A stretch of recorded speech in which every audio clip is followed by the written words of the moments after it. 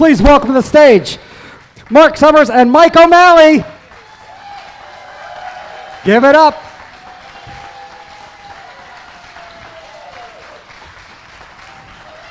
Wow. Thank you so much. All right. Excellent.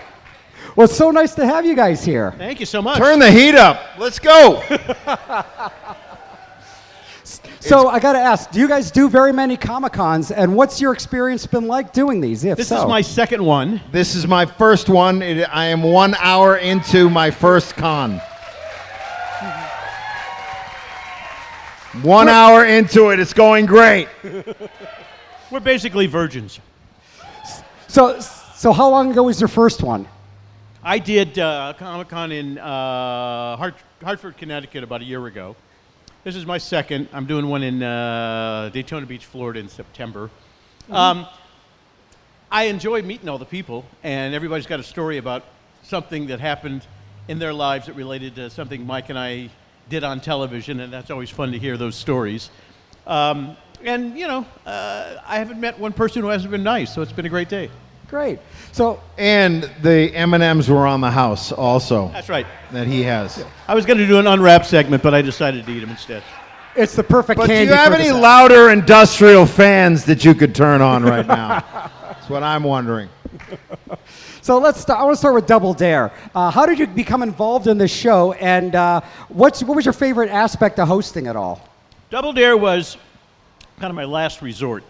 I was trying to host things and never made it because they told me at the network if I was going to host a game show, I needed to have gray hair and wrinkles. Because think about it, it was Tom Kennedy and Bob Barker and, did this go ahead? I don't know. Gene Rayburn, a lot of guys who were at the time in their 60s. And then Nickelodeon happened. Initially, they wanted to hire a guy, you may remember, his name was Soupy Sales. And they felt he was too old. Thank you. I will hook you up. And so then they decided they wanted somebody younger. There was a rumor for years that Dana Carvey got the offer. I finally got a hold of Dana. Not true. He was not offered the show. And they had auditioned 1,000 people in New York and 1,000 in L.A. And what happened was I always got the name of the exec producer and the casting director and made sure I stayed in touch with them. And I knew they were going to start shooting Double Dare in Philadelphia the third week of September. And Labor Day, the Friday before Labor Day, I called the exec producer and I said, have you selected a host yet? And he said, no, we were just talking about you. And I said, well, what's the problem? He said, well, we've never seen you with kids. Because all the auditions, it was grown-ups playing the part of kids. So I said, well, why don't you put us in a studio in New York with real live kids and let the best man win? So they flew me and this other guy to New York. We hosted the show. That was on a Tuesday. On Thursday, the phone rang at my house and it said, congratulations, you're the new host of Double Dare. And I said, I just have a question. After auditioning 1,000 people in New York and 1,000 in L.A., why did I get the job? And they said, the other guy was about the same as you. You probably both could have hosted it. But the difference was at the end of his audition, he just looked at the camera and said, am I done or do you want me to do something else? And I looked at the camera and I said, we'll be back with more Double Dare after this. And because I threw it to commercial, they thought that was more professional. And doing that changed my life. Yep. So I have to follow up. You did mention Soupy Sales. Were there any hosts that you grew up with that you kind of wanted to emulate? Well, Soupy and I became dear friends, so yes, I got to know him really, really well. Bob Barker was an idol, of course. But I always grew up watching variety shows. I watched Ed Sullivan, I watched Johnny Carson, and I wanted to be a stand-up comedian. So my first job was I was a professional magician, and I worked at a place called the Magic Castle, which is sort of a nightclub for grown-ups, but it was all magic. And then I became a regular at the Comedy Store in 1976.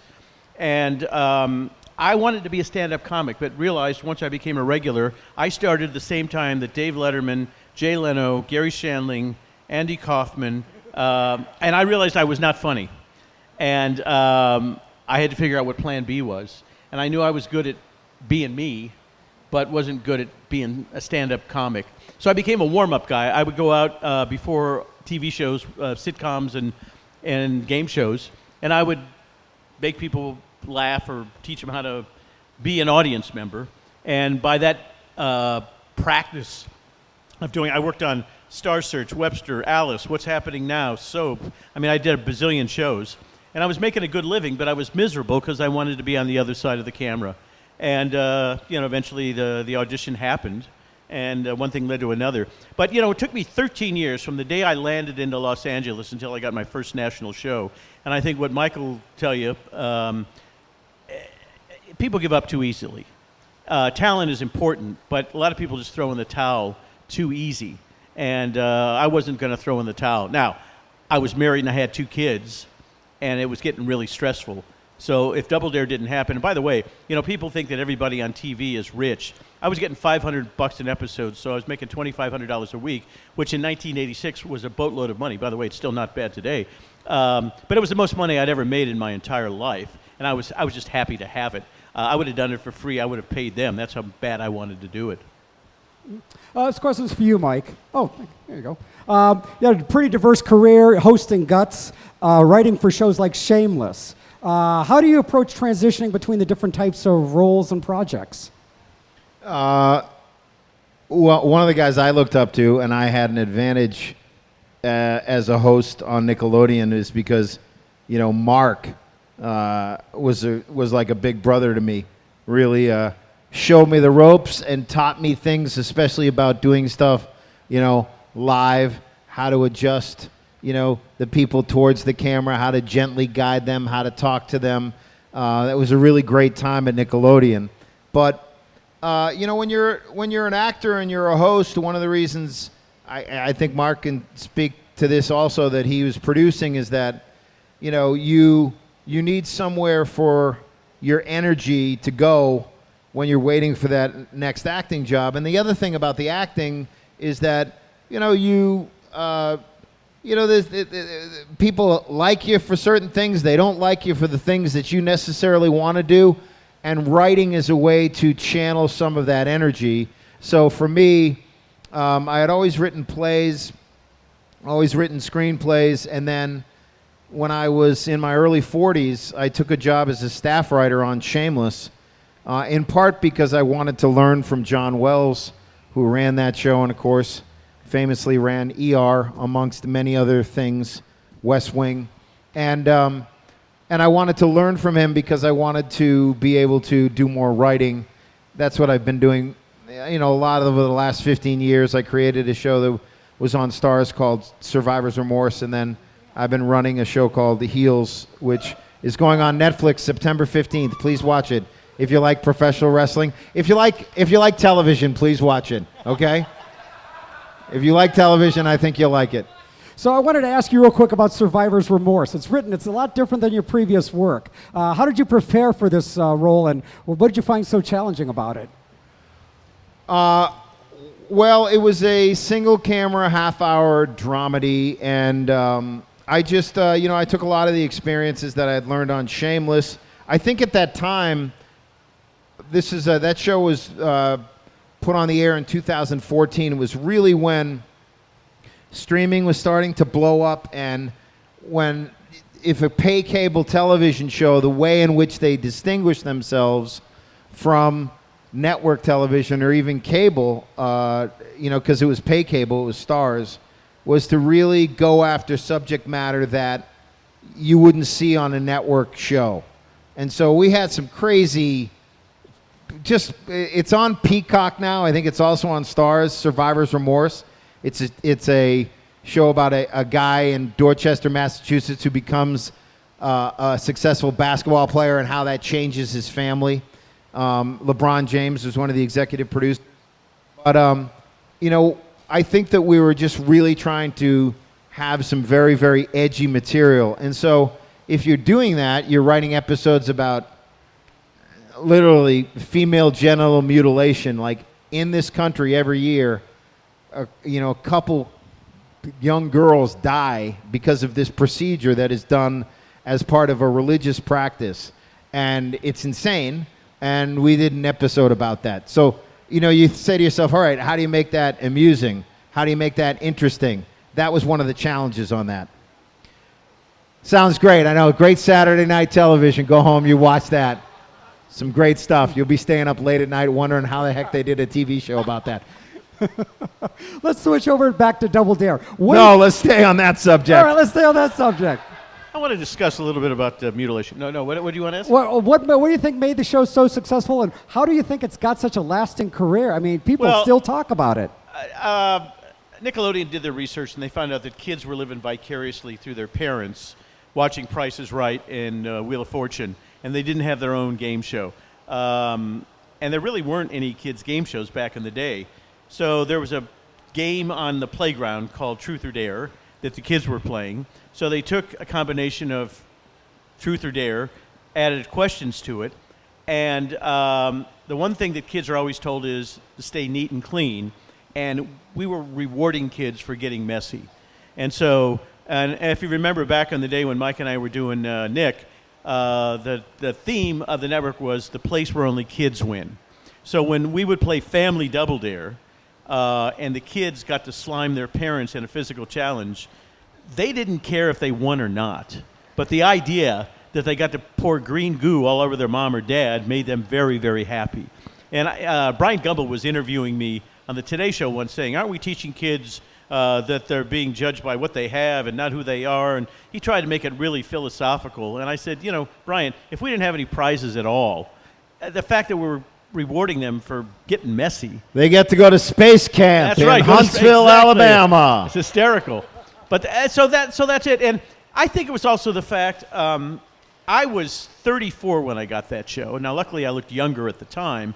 But I never talked down to the kids. I never did this squeaky voice, Bobby, do you have a girlfriend? To me, here's something you probably didn't know. I never wanted to host a kid show. So I thought I was Alex Trebek or Bob Barker. And I always treated the kids with respect, but I would screw around with them, and I would make jokes at them. And at the same time, they would play back with me. And I think they liked the fact that I was not condescending. I would never talk down to them.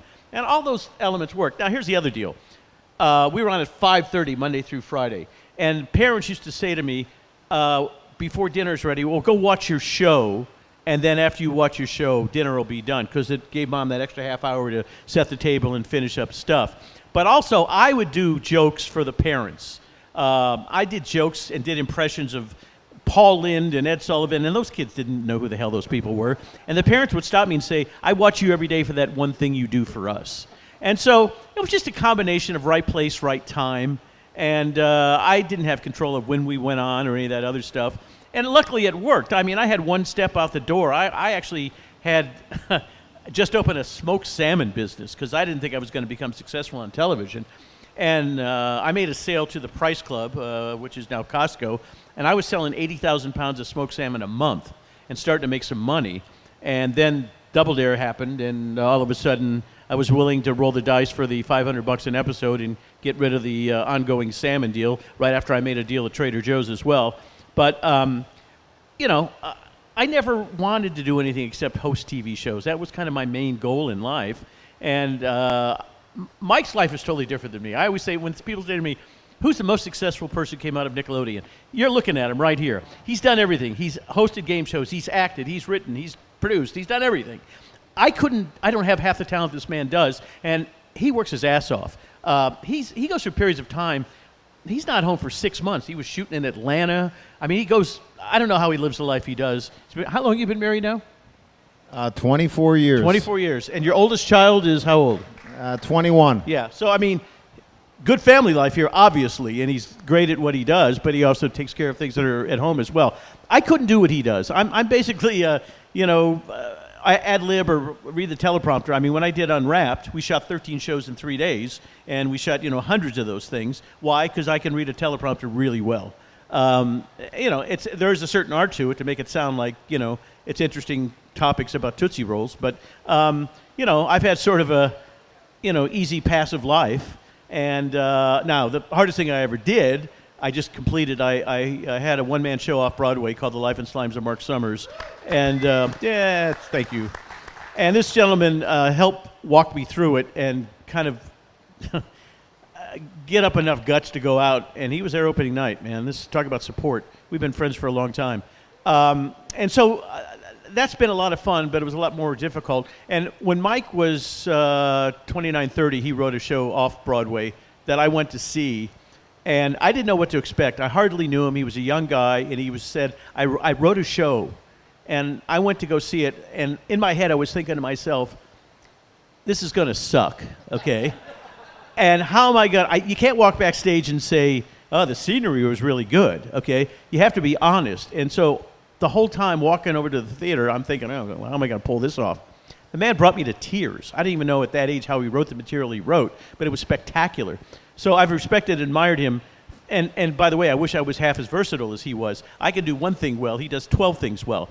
And so I think the one thing that you have to do is find your passion, whether it's theater or being the best bagger at a grocery store or the best electrician, whatever it is. And then you have to work your ass off on it and not go in every day and phone it in.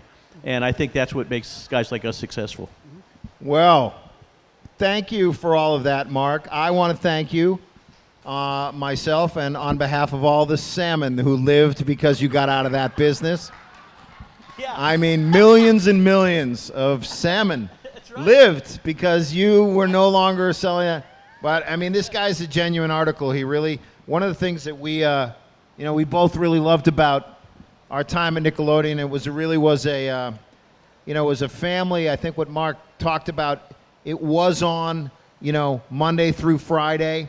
It was also a place where the parents really trusted the programming because it was, like Mark is saying, a place where, kids are in charge. You could trust it. You could put the shows on, and we were really rooting for the kids to have, a great experience. And that since we were, along with, Kirk Fogg and Phil Moore, who are both great guys too, all of us we were kind of the face of the network, going out and doing promotional events, going out and doing live tours and stuff like that, because Nickelodeon was really just growing right then. And that was back when Disney was a subscription service, so we really kind of had the kids market cornered. It was a real heyday there, and I miss it. The sad part about it is there was a lady who was the head of casting at Nickelodeon for 30 years, and they fired her 6-7 months ago. And I ran into her at a restaurant. She said, sit down, I got to tell you something. I said, okay, fine. She said, they let me go. And I said, yeah, I heard. I'm sorry to hear that. And she said, but this is the part that made me sick. When Mike and I were doing the shows, Nickelodeon was like a religion. Kids ate, slept, and drank Nickelodeon, okay? Many of you here in this audience live that life. She said, I said to my 5-year-old granddaughter, what's your favorite show on Nickelodeon? And my granddaughter said, what's Nickelodeon? And so they fired recently all the live action people. Oh. Yeah, right. And there's no more live action development going on at Nickelodeon. It's just animation. And the odds of Nickelodeon remaining as a cable network is slim and none. It may go to an app, but the fact that it may not be around in the next couple of years wouldn't surprise me or shouldn't surprise any of you. It's a different time with all the streaming channels and with YouTube and all that other kind of stuff. But the fact that if some network was smart enough to put on game shows from 3 to 5 every day, I think they would find a huge audience because it doesn't exist anymore. And when Phil and Mike and I and Kirk were doing that, we couldn't walk anywhere without being stopped every 12 seconds. And I think that everyone out there, if you grew up wanting to do something or you see adults doing something, you want to be doing it yourself, right? I know that my kids, whenever we're watching a game, when they were little, I'd say, you watch the game with me. They'd watch a quarter, a few innings. Then they're in the backyard imagining themselves doing that. And I think that's what, certainly Guts was about. It was about them, like Mark is saying, seeing themselves and seeing their peers. Yeah. You know how much fun when you were a kid, or for your kids, how much more fun they have when the parents aren't around. It's just, they're not, because there's not a moment for them to be taught something, right? I mean, that's what people say about parenting. You're either parenting or you're letting it happen. And kids would prefer for you to not be there so they could just have some fun. Mm-hmm. And I think that's kind of what Nickelodeon's success was in terms of the live action stuff that we did. So I want to rewind a bit. I want to ask you a little bit about your early career. What inspired you to do acting and writing? And did you ever do stand-up comedy? You seem like a natural. I did try stand-up comedy early on when I was in New York, but it was my background was more of I wanted to be an actor, and as Mark talked about, when we were coming up, no one knew what Nickelodeon was. So if you went to do a job like that, like now people, I'm sure there's people out in the audience, they've seen me in an acting role, and they're like, well, I just remember him as the guy on Guts. Well, there's people who, they don't even know that I was on this show. They don't even know that it exists. Certainly, when I was in my 20s on Nickelodeon, because I think the brand really blew up with like SpongeBob. I'm talking about like where everyone knew what it was. And so it was just like going to do a gig. You do a commercial, but you really took yourself sort of seriously as an actor. And then as a result of that, I got a lot of support from Nickelodeon. And I had written that play, and they really supported me and bought the theater out for a night. It was just a small theater, but really helped me out. It was a really very encouraging atmosphere where people were supporting the other things that you wanted to do. And then, just anytime you get a job in show business, you get doors open because people are like, well, I don't know why this guy got that last job, but maybe I should meet him because he moved to New York. He hasn't quit. He got a job. Someone paid him. At least he's been, it's like when Marc says about, we'll be right back after these messages. It looks like you're a professional. And so then I started to do sitcoms, and I did a sitcom called Life with Roger on the then WB network.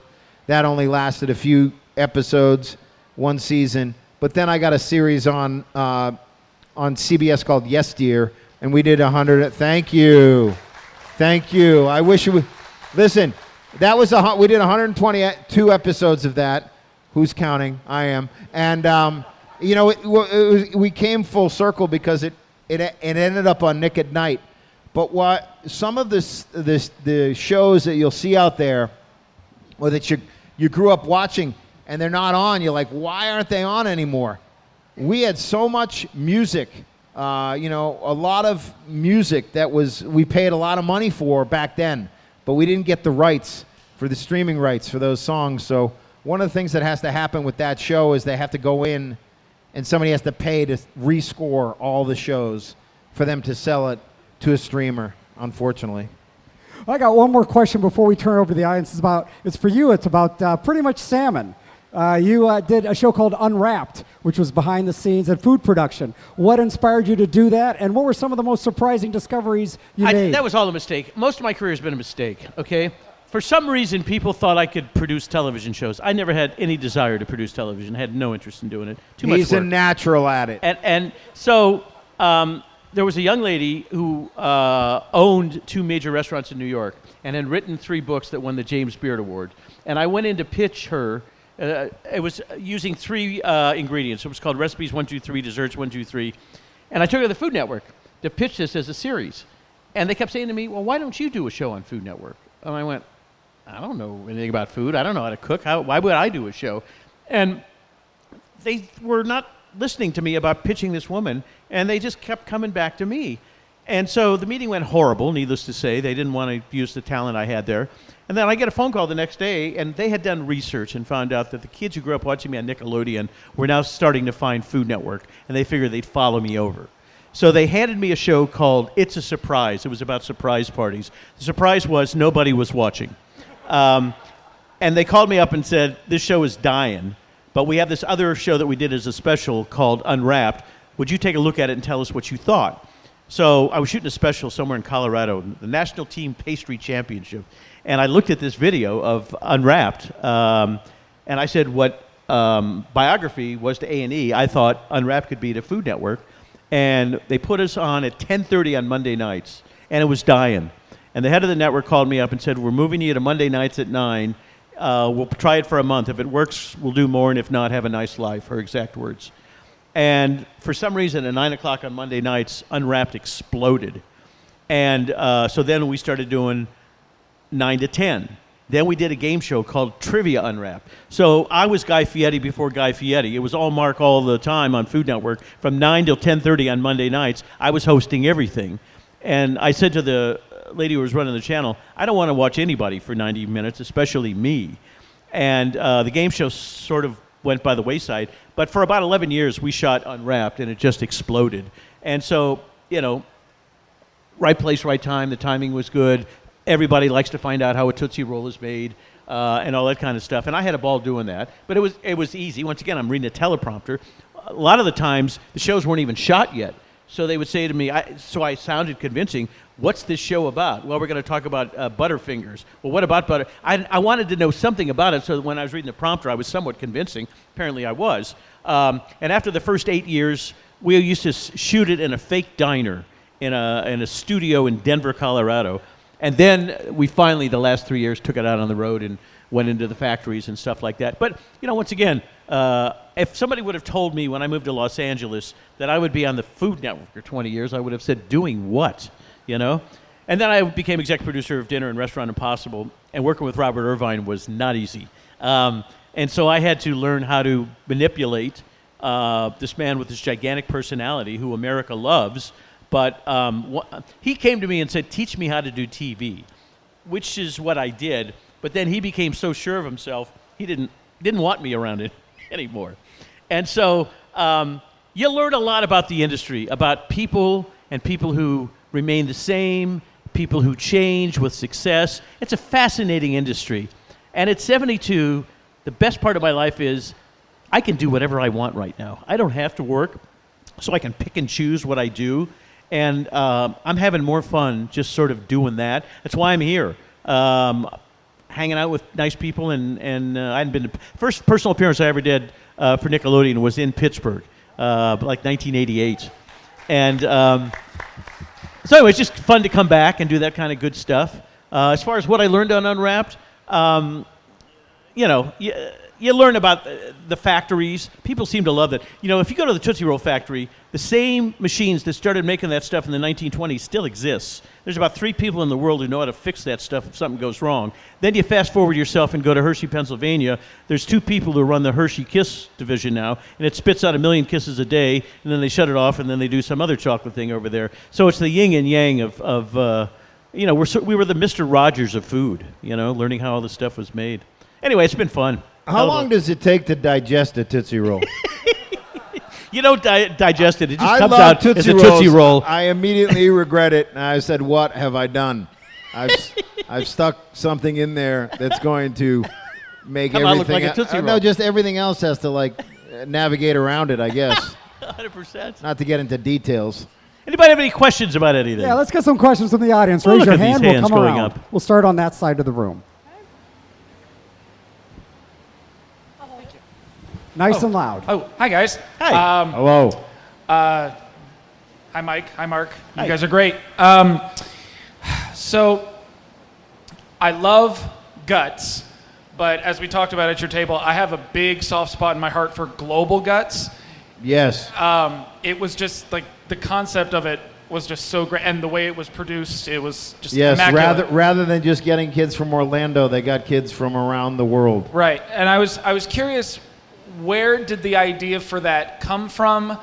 Why, in your opinion, was it so successful? And also, why was it the end? Why? It was such a great show. Why did they finish after that? Well, that's a great question, and it goes a little bit to what Mark was saying about an Unwrapped. When the last 2 seasons they went out on the road, you're always looking for something new, right? So that when somebody goes back and you see this with narrative television show, who's the villain this year? What's the new relationship? Who's the big bad? Whatever it is. That's the same for shows like this. What's going to be the new thing? Now, look, for those of you who know what Nickelodeon Guts was, we had this thing. Who don't know what it was? There was a mountain. They called it the Aggro Crag. It was an aggressive rock, the Aggro Crag. Then it was the Mega Crag, which, by the way, I don't think is as menacing as the Aggro Crag. I mean, it's like, and then it was the super Aggro Crag. And I wish that we went to the super duper. I was saying to this gentleman earlier, I was like, I want to do Guts again on CBS in the summertime with all of the people who are kids and seeing if they could still do it now. Yes. They'd have people be betting on FanDuel who's going to blow out their ACL on this one. But so they're always looking to change things to make it interesting to people. But I think one of the things that Mark and I experienced while we're at Nickelodeon it starts to become this golden goose at MTV networks. It's making money. People are watching it. We're selling advertising. How do you make that grow internationally? One of the ways to make it grow internationally, do more animation, because animation can just be dubbed. And you'll sell more consumer products. You'll sell more lunchboxes and towels and everything else. And in terms of Guts, we have this thing, and it was sort of like, how do we take this format? So what was interesting is while we were shooting our American global Guts, there was 8 other hosts from different countries, both men and women, who are hosting shows for those countries where the kids are being represented. And so you're making, essentially, for the cost of one show of television, yes, you have to pay the talent, you're making 8 different shows that you're then selling internationally, because they're only recording the sporting event once. So that's really what happened there. It was this, they're always looking to expand and grow the brand. You know, when we brought Double Dare back like 4 or 5 years ago, and I have been driving Nickelodeon nuts to bring it back, and it was no. And then one day the phone rings, exec at Nick saying, well, your passion is paid off, we're going to bring it back. And I said, great. And they said, but you're not going to host it. I said, okay, what am I doing? Well, you'll be exec producer, and we're going to find something for you to do on air. But we hired an influencer. And I said to them, what the hell's an influencer? I had no idea. And they said, well, look it up. She's the person who has your job. Yeah, exactly. And so they hired this young lady who had no experience hosting a game, but she had 33 million followers. Here was the problem. She wouldn't post anything on social media that she was doing this show. She was too embarrassed for whatever reason. And so they thought if her 33 million people tuned in, we'd be a natural hit. Well, guess what? We weren't. She wouldn't discuss it. Nobody knew the show was on the air. The way Double Dare should come back is with the people who grew up watching the show who are adults now. They should play it, okay? And I tried to have that work. Let us do a week of bringing back the kids who were... Let's go. Let's make it. 10 years Guts old. and Double Dare. And it's the same thing. Mike's idea and my idea, but they wouldn't listen to us. And so, you know, such is life. They're going to start. Yeah, They'll right, listen someday. to us. We just need to turn these fans down. So, I don't know. Here's the problem working in show business. You're not in control of your own life. There's other people making decisions for you. And, you know, do Mike and I think our ideas are better? You bet your ass we do. But, you know, it doesn't make any difference. Those are the people who, you know, are doing what they think they need to be doing, and they do it. So what can I tell you? Next question. Next question. Let's go over there on the other side over there. Thank you. Hello. So both the aggro crag and the slopsicle course, I think, were kind of stressful to watch, especially with some horrendous flag passes and missing the actuators and all that. How stressful was it for you as hosts, and are there any runs that stick in your mind as just, wow, that was either like exceptionally good or exceptionally bad? Well, you know, that's a great question. It was stressful because we had to, you know, I'm doing on that show, and Marc did on his show too, you're doing the commentary and the play-by-play at the same time. And one of the things that you really had to be hyper aware of is that, you know, if you know, you watch Price is Right, or you watch Who Wants to Be a Millionaire, and Jimmy Kimmel or Drew Carey, they're joking with people, and adults know usually they have a sense of humor where there's some gentle ribbing. They don't, you know, they laugh at themselves. They know what self-deprecating humor is. Kids really don't have that thing. They're very sensitive, obviously. And so you have, the stress would often come with, you have a remark that comes to your head, and it's, you know, you're in your 20s, your people you're dealing with are just being sarcastic with each other all the time. You have to really turn that off and try to, you know, create a situation where you give a win for everybody. Not only that, you know that people are going to be watching this at home with their friends, and, you know, in some of these events, they'd get completely destroyed, you know, by other people. So, but the aggro crag, just want to say this, it was really, really hard. You had goggles on, you had safety equipment on, there's glitter, well, it wasn't glitter, it was nuclear flying crystals. I don't know how they lived through it. It's nuclear flying crystals. And, so it was very hard to see. And even though, those kids, it was like a 10-hour day, even though one episode, because we'd shoot, 3 different episodes. We'd do an event, 3 episodes, take the tape out, set it up again, take the tape out, set it up again.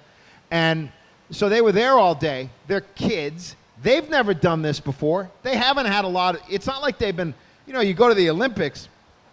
These people who are winning, these races around the track, they've raced around the track in races like this many, many times. The kids had one dry run at the aggro crag. And so I was stressed for them and was always trying to think about what's a win for them.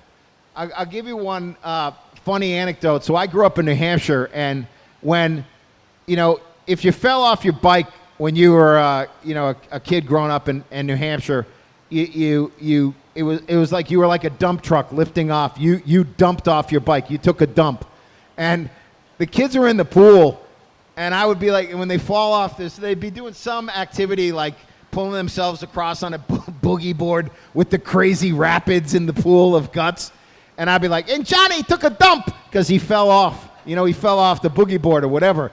And they didn't do this often, but they'd have to cut. They'd go, cut. They'd come down. He's like, you stop saying he took a dump in the pool. He's like, it means something different. I'm like, sorry, I didn't think he took a dump in the pool. Hey, Johnny's taking a dump. He's taking a dump. We're gonna have to redo this thing.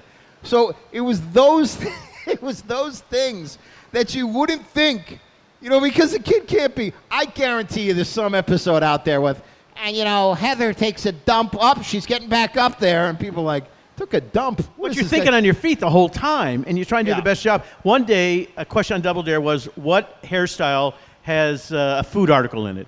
And the girl said, bun in the hair. And I said, that's correct, unless you're a Jewish girl, and then you'd have a bagel, okay?